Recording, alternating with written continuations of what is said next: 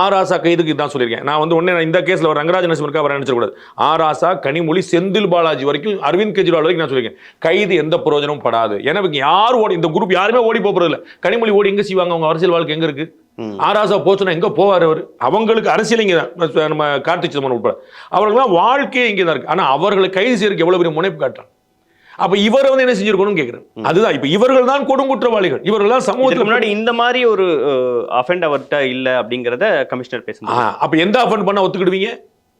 அவர் பண்ணிருக்கார் 16 குற்றங்கள் நிரூபிக்கப்படாம இருக்கு, தண்டனை வழங்கப்படாம இருக்கு. அந்த 16 குற்றங்கள் என்ன விஷயம் தான் நான் கேட்கிறேன். அப்ப நீங்க வந்து ஒரு தடவை குற்றம் பண்ண பிறகு அடுத்த ஃபாலோ பண்ணுவீங்களா?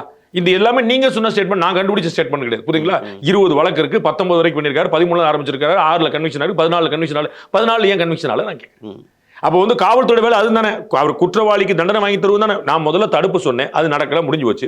கைது பண்ணிட்டீங்க, 2ஆவது பார்ட் சூப்பர், 3ஆவது பார்ட் ஒன்று இருக்கே அவருக்கு. அவர் வந்து உங்களுக்கு ஏற்கனவே அறிவிக்கப்பட்ட குற்றவாளி தானே, உங்களுக்கு தெரிஞ்ச குற்றவாளி தானே, அப்ப நீங்க வைக்கல.